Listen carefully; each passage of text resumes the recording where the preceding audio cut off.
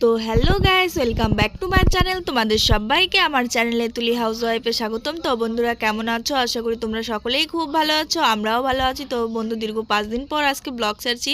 আর তোমরা তো জানোই যে আমার পরীক্ষা, টেস্ট পরীক্ষা চলছে, 12-এর টেস্ট পরীক্ষা। যাই হোক, পরীক্ষাটা মোটামুটি হয়েছে আর তোমরা সকলেই আশীর্বাদ করো। সামনের ডিসেম্বরের 7 তারিখে আমার রেজাল্ট দিবে। যাই হোক, আমার পরীক্ষাটা ছিল, যার কারণে আমি আর চাপ নিইনি, ভিডিও আমি ছাড়িনি। তাই ভাবলাম যে ভিডিওগুলো ছেড়ে দেই। তো আমি কোনো টেনশন নিইনি মাথায়, কারণ আমি তো তোমাদেরকে বলেই দিয়েছিলাম যে আমার পরীক্ষার মধ্যে আমি ব্লগ ছাড়তে পারবো না। তো ছেড়েছি 2-1টা ব্লগ। যাই হোক, তোমরা দেখেছো আর তোমরা সকলকে আমার জন্য আশীর্বাদ করবে। আর দেখো, আমার মেয়েকে আমি খাবার খাইয়ে নিচ্ছে। আর এটা হচ্ছে আমি তোমার দুপুর থেকে শুরু করেছিলাম। তোমাদের দাদা হচ্ছে দুপুরে মাংস এনেছে, রান্নাবাড়া সকালে শেষ করে 12টার দিকে মাংস এনেছে। তো আর আমি ভাবলাম যে এখন আমি আর মাংস রান্না করব না, একবারে রাতে রান্না করব। তো দেখো, এই হচ্ছে বিকাল। তো আমি মাংসর জন্য সব কিছু কুটে বেটে রেখে এসেছি। আর এখন আমি একটু চা বানিয়ে আমার ননদের জন্য আর আমার জন্য আর মেয়ের জন্য স্যারেলাক্স গুলিয়ে মেয়েকে খাওয়াচ্ছি। আর আমি চা খাচ্ছি আর তোমাদের দাদাকে দিলাম চা। তো দেখো, পরীক্ষা দিয়ে এসে দুজনের খুব মাথাটা ধরেছিল, তাই ভাবলাম একটু চা খেয়ে নেই। আর এই দেখো, পরীক্ষা দিয়ে এসে আমরা দুইজন চা খাচ্ছি। আর আমরা হচ্ছে আমি পরীক্ষা দিয়ে আসলে আমার একটু মাথা ব্যথা করে বিকাল টাইমে। 10:30টার সময় আমরা যাই আর পরীক্ষা শেষ হয় 3টার সময়।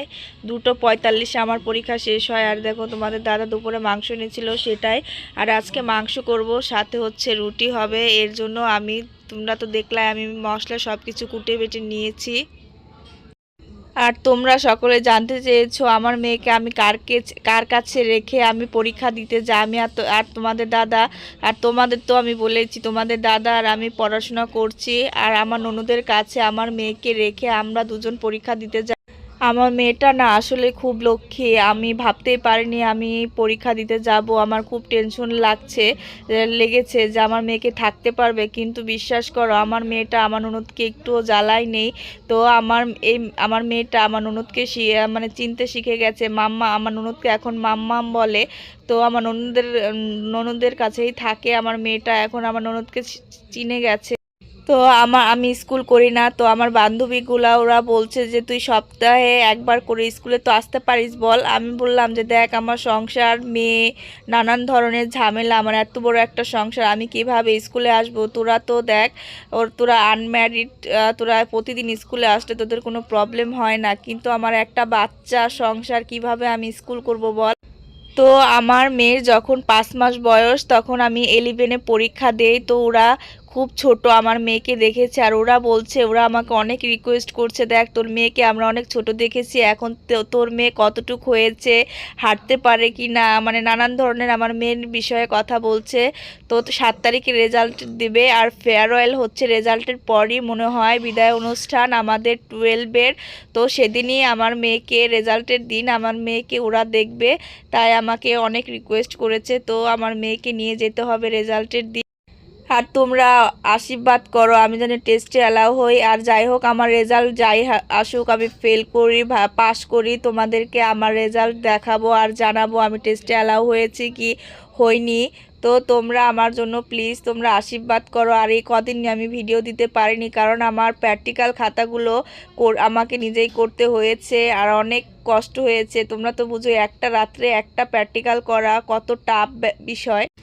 তো তো বন্ধুরা, আমার এমনিতেই ঘেঁটিতে ব্যথা, তারপর উপর হয়ে প্রজেক্ট খাতা লিখছে, আমার অনেক কষ্ট হয়েছে। এর কারণে আমি এই কদিন ব্লগ ছাড়িনি। তো বন্ধুরা, তোমরা তো জানোই আমি বলেছিলাম আমার পরীক্ষা, আর আমি ভেবেছি যে তোমরা তো জানোই আমার পরীক্ষা, এর জন্য আমি ব্লগ ছাড়তে পারছি না। তোমরা অবশ্যই হয়তো বুঝতে পেরেছো।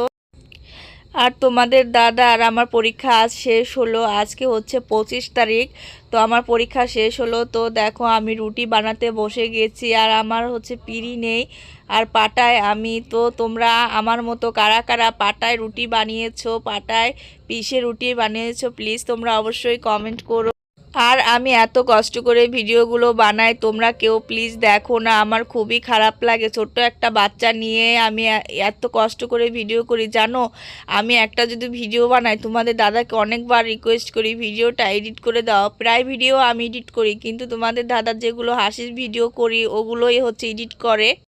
একটা ভিডিও এডিটের জন্য তোমাদের দাদার অনেক পায়ে ধরি, বলি যে করে দাও এডিটটা, মনির বাবা করে দাও, তোমার না আমি এই কাজটা করে দিব, আমার এই ভিডিওটা যদি এডিট করে দাও তাহলে তোমার এই কাজটা করে দিব, ওই জিনিসটা করে খাওয়াবো। অনেক রিকোয়েস্টের পর তোমাদের দাদা আমার ভিডিওগুলো এডিট করে। আর এত কষ্টের পরও তোমরা আমার ভিডিওগুলো দেখো না। দেখো আমি নিজের হাতে কিন্তু ভিডিওগুলো মেকিং করি, তারপর এডিট করি সাধারণ ভিডিওগুলো। আর যাই হোক, যেগুলো দুটো আমি হাসির ভিডিও দিয়েছি, ফানি ভিডিও, ওই দুটো ভিডিও তোমাদের দাদা এডিট করেছে। আর এসব ব্লগগুলো ছাড়ে এগুলো আমি এডিট করি। যাই হোক, অনেক কষ্ট করি এই ভিডিওর জন্য। অবশ্যই তোমরা যদি দেখো, দুই একজন যদি দেখো, আমার না খুবই ভালো লাগে। আমার যদি 20টা 25টা 10টা ভিউ হয় আমার খুবই ভালো লাগে। তোমরা জানো আমি ছোট্ট একটা ব্লগার, আমি খুব বড় একটা ব্লগার না। তো দেখো, এই দেখো আমি একদম রুটি চাঁদের মতো গোল বানিয়ে ফেলেছি। আর আমি রুটিটা না খুব ভালো বানাতে পারি, খুব ছোটোবেলা থেকে। মা যখন রুটি বানাতো মার কাছে গিয়ে বসতাম আর দেখতাম মা কিভাবে রুটি বানায়, কি সুন্দর করে গোল হয়, রুটি ঘুরে আর গোল হয়। দেখো আমার রুটি একদম গোল হয়েছে। আমি খুব ভালো বানাতে পারি। তোমরা রাতে কে কে রুটি খেতে ভালোবাসো অবশ্যই কমেন্ট করে জানাবে। তো বন্ধুরা, আজকে আমি ভিডিওটি বড় করব না। তো আজকে আমরা রুটি আর মাংস আমাদের রাতের খাবার। তো বন্ধুরা, ভিডিওটি ভালো লাগলে অবশ্যই লাইক করবে, কমেন্ট করবে, সাবস্ক্রাইব করবে।